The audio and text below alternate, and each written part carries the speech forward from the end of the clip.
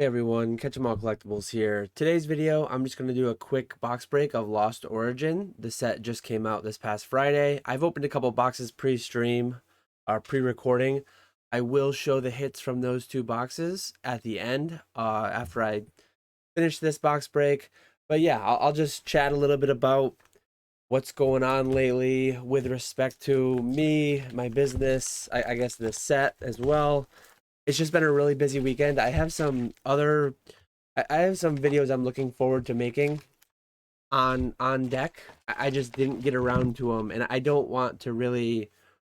There's some of them that I don't really want to rush. I want to make sure I do them the right way. So yeah, not my typical content, but I have from time to time. Evolving Skies, I did a box break.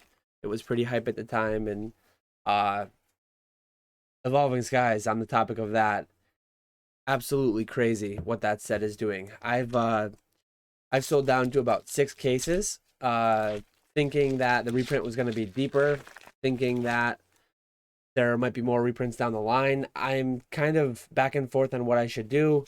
Part of me is sell all 30 boxes, take the 6 grand, wait for the, in my opinion, inevitable reprint, and then rinse and repeat. But the thing is, like, how big will the reprint be? What optimizing exactly when to sell ultra modern releases is very, very tough. I mean, certain ones it's easier because you're not given much of a choice. Battle styles, things like that, Chilling Reign, sets that are sticking around their more historical price point. I can't even really functionally sell for a margin. But there's our first hit, Aerodactyl V. Yeah, so Lost Origin, I've sold a case so far through Troll and Toad Evo. I'm just going to slowly put up a couple more boxes each day that they sell.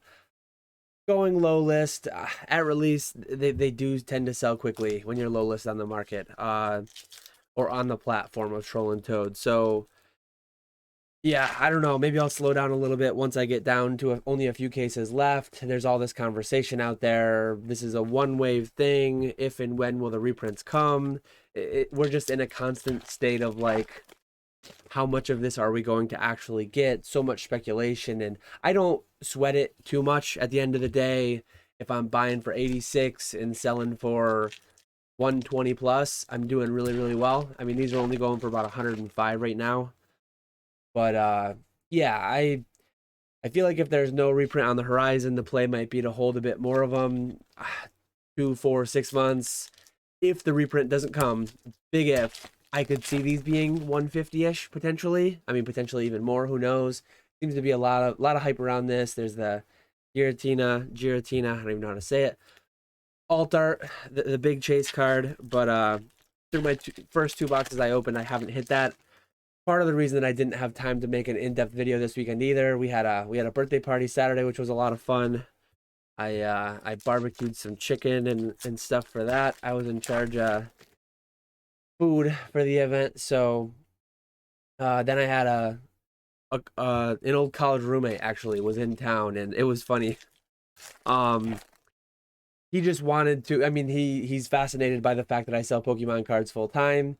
He wanted to experience opening some, having not opened product in decades. I mean, way back in the day. Maybe we've opened a little bit here and there over the past year or two, but yeah, we cracked the 2 boxes. We did like box battles. We split the box and checked who got the better pulls, and he had a good time. It was a good time. Actually, I told him, I'm like, we could go live on YouTube. We could have an audience for hanging out. We were consuming a few beverages. He wasn't too that wasn't too appealing of a proposal for him. So we did it in private, but I will show the hits as I said.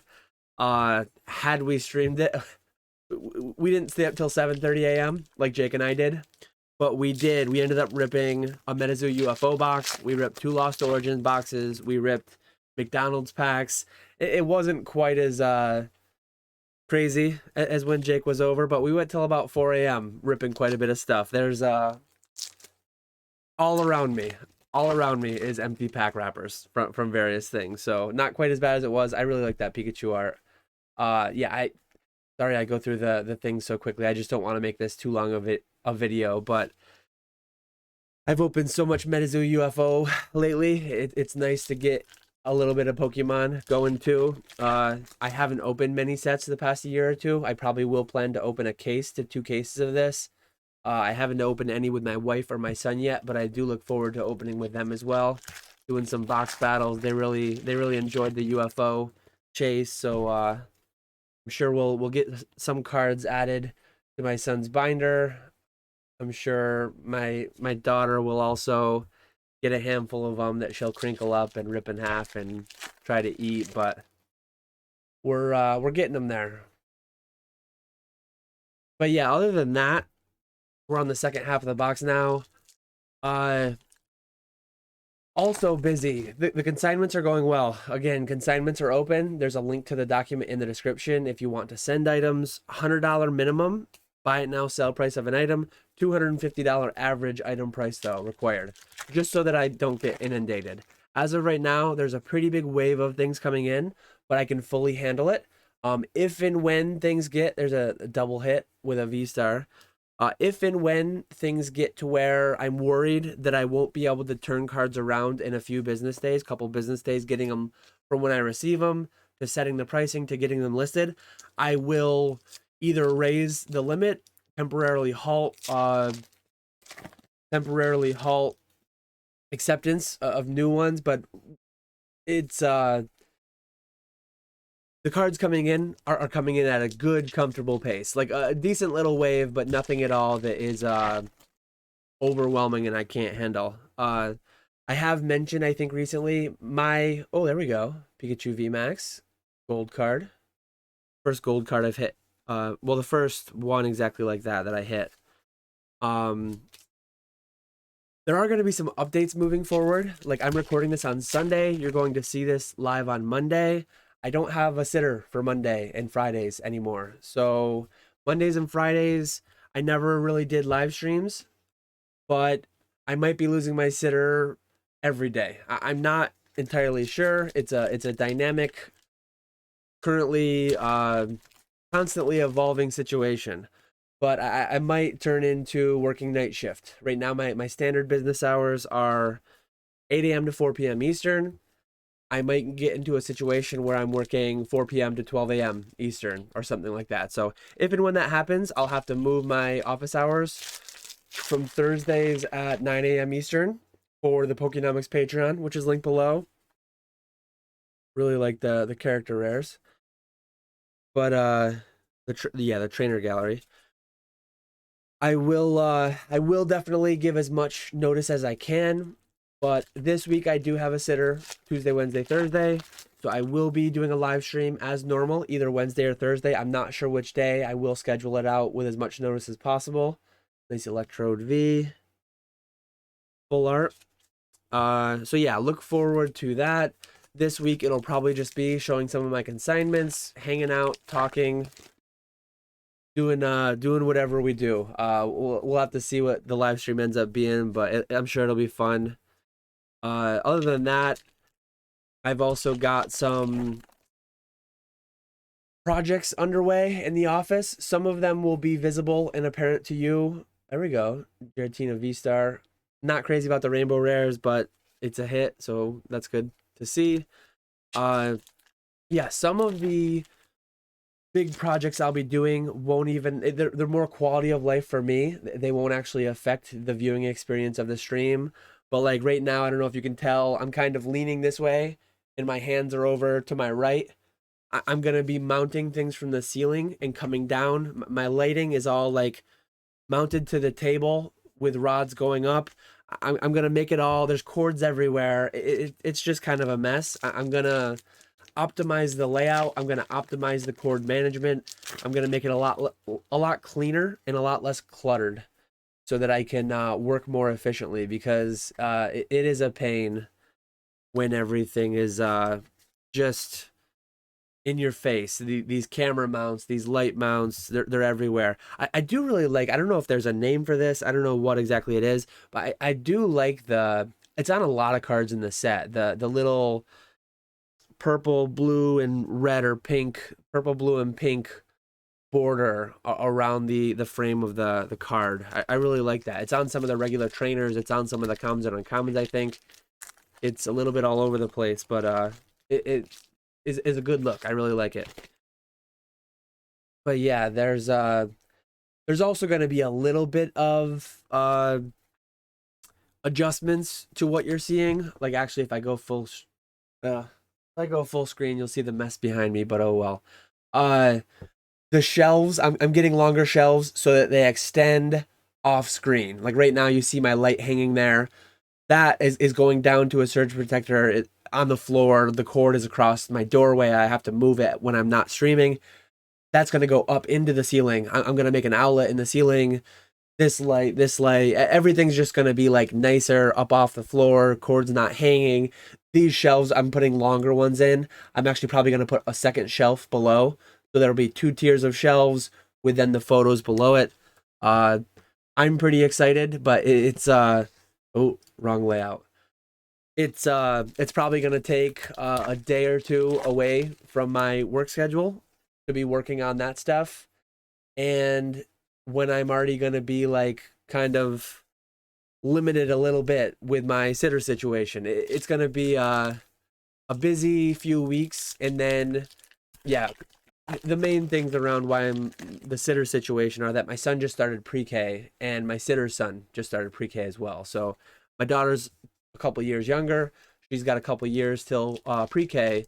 So I've got to figure out what we're going to do in the interim to get her two more years to get her to pre-K. And that might just be me working 2 years of the night shift. So as I said, it's in process, still trying to figure out what's going to happen. But as far as how that will affect people, if you can sign with me, it might just affect when I'm responding to messages. Generally, I try to have my phone on do not disturb mode after 4 p.m. Well, now it might be do not disturb mode 8 to 4, and then from 4 to midnight, that's when I'm actually responding. But yeah, again, I'll keep people as updated as possible as I find out what's going to be the schedule. Where are we here? Okay, so yeah, I did mention, I almost forgot. I did mention I'll show exciting that football's back too. Very unrelated to Pokemon, but very exciting that Pokemon's back. I did get the Charizard, Lance's Charizard, Radiant Steelix, Giratina V, Aerodactyl. We got some hollows in here too. Radiance. I think I got most of the forms of the Giratina V except for the big hitter. You'll see that one's lacking. But overall, I love what modern Pokemon is doing. I think there's just so many great arts. The alt arts are a cool concept. Uh there's that version of that one. Yeah, it just feels good. I mean, the card quality generally is really good. The pops are going sky high, and PSA is not even open at cheap tiers. I think that's one of the Dark Phantasma hits or trainer gallery. So yeah, cool to see. Gotta love Gengar cards. Just there's a lot going on. There's a lot of different rarity tiers, but the sets are huge. The pull rates are crazy. Those are all fair criticisms, but to me, like it still is just we're in a great period for ultra modern Pokemon. I haven't been opening it as much as I would like to get back into doing it more. But yeah, it's just a lot of fun, a lot of cool cards. You got Ultra Premium Charizard collection coming. I haven't made a video directly on that yet, but I'm sure I will as we get around the release date. Generally speaking, though, Ultra Modern is growing. It's a growing part of my business. Primarily sealed, increasing my allocations as much as possible, getting my wholesale distribution account bigger so that hopefully I can get lower price points for entry on these types of things. But yeah, that's the box break for today. Hopefully next week I'll be able to get one of the handful of